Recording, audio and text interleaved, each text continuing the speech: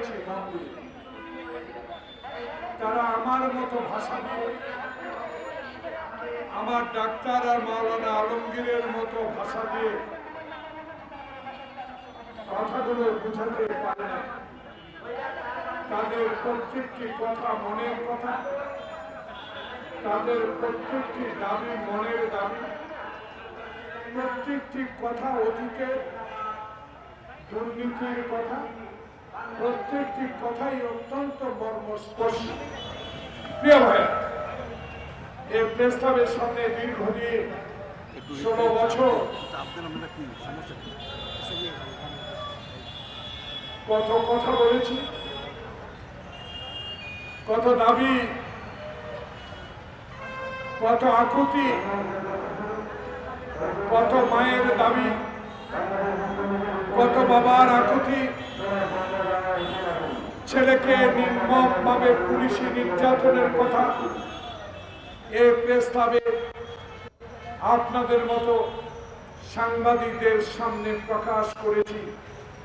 আজকে এই দুপুরবেলায় মোটর চালক যারা আজকে এই সভার আহ্বান করেছেন, তাদের মনের কথাগুলো অতীতেও আমরা বলেছি, কিন্তু যিনি আজ ভারতে আশ্রয় নিয়েছেন, যিনি আজ চুরি করে পালিয়ে গেছেন, যিনি আজকে বাংলাদেশকে অর্থনৈতিক মেরুদণ্ড ভেঙে চুরমার করে দিয়েছেন, যিনি বাংলাদেশের সকল সাংবিধানিক প্রতিষ্ঠানগুলোকে ধ্বংস করে দিয়েছিলেন, যিনি আমার মায়ের বুক কালি করেছেন, যিনি চৌধুরী আলমকে খুন করেছেন, যিনি ইলিয়াস আলীকে এখনো আমরা খুঁজে বেড়াচ্ছি, তাকে পাচ্ছি না, এই মর্মস্পর্শ কাহিনীগুলো তৈরি করেছিলেন সেই শেখ হাসিনা ওয়াজেদ আজ নেই।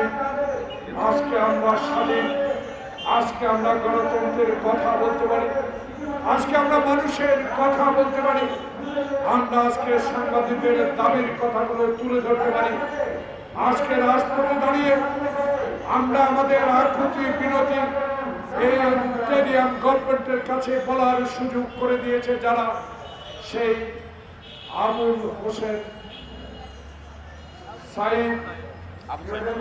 আবু সাইদ খোকনের রক্তের বিনিময়ে যে দ্বিতীয় স্বাধীনতা অর্জন করেছি, আল্লাহ পাকের কাছে দুপুরের নামাজের আগে আল্লাহর কাছে আমরা সবাই দোয়া করি, আল্লাহ আবু সাইদ খোকন মুখ থেকে আল্লাহ তুমি বেহেশত নসিব করে দাও। প্রিয় চালক ভাইরা, এখন তো আর হাসিনা নাই, কেন আমরা রাজপথে দাঁড়াই, কেন আজকে আমরা অতীতের কথাই সরকারকে মনে করিয়ে দিই?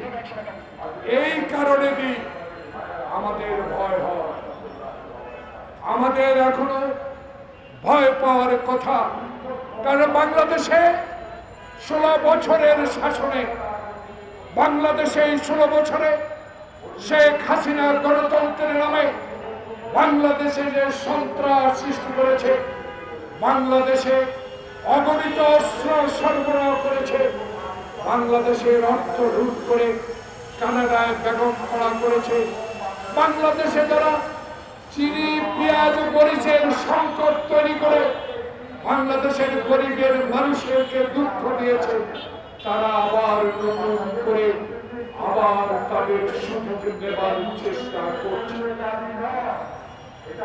তাই এই তত্ত্বাবধায়ক সরকারকে, ইন্টেরিয়াম গভর্নমেন্টকে এখনো রাজপথে দাঁড়িয়ে আমরা মনে করিয়ে দিতে চাই, তারা যেন আপনার উপরে ভর করে আবার সুযোগ নিয়ে বাংলাদেশের মানুষকে আর শোষণ করার সুযোগ না পায়। তাই মোটর চালকের দাবি এই মুহূর্তে দরকার, এই মুহূর্তে আমাদের প্রয়োজন তত্ত্বাবধায়ক সরকার।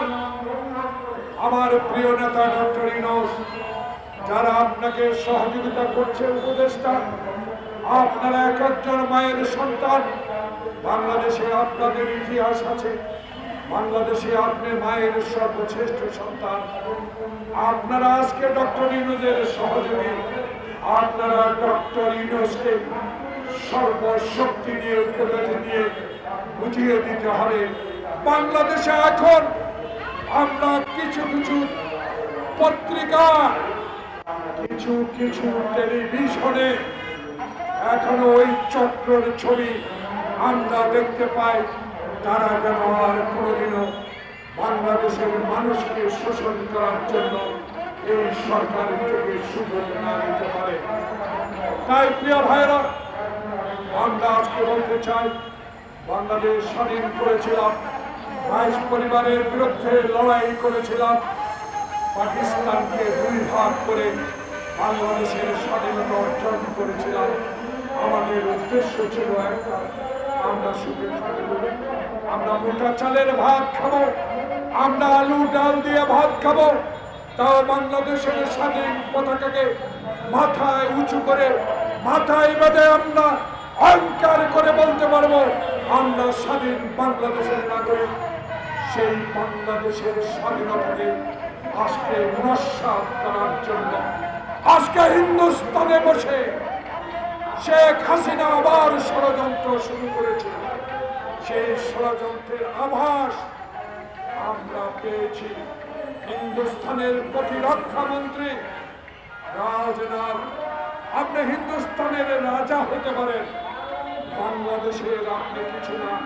আমার স্বাধীন বাংলাদেশ নিয়ে আপনি কটূক্তি করবেন, বাংলাদেশকে নিয়ে আপনি অগণতান্ত্রিক কথা বলবেন, অসাংবিধানিক কথা বলবেন। বাংলাদেশের মানুষ অতীত হিন্দুস্তানের গোলামীর বিরুদ্ধে কথা বলেছে। এখনো ডক্টর ইউনূসের অন্তর্বর্তীকালীন সরকারে আমরাও তাকে সহযোগিতা করে আমরাও তার পেছনে শক্তি জুগিয়ে এই অবৈধ কথার বিরুদ্ধে, এই রাজনাথের কথার বিরুদ্ধে লড়াই করে যাব।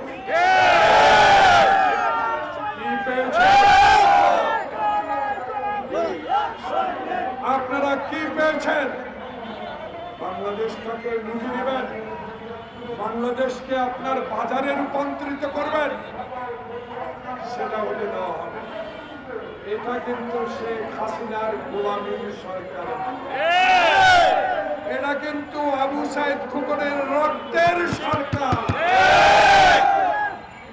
এই সরকার বৈষম্যবিরোধী ছাত্র জনতা আন্দোলনের সরকার।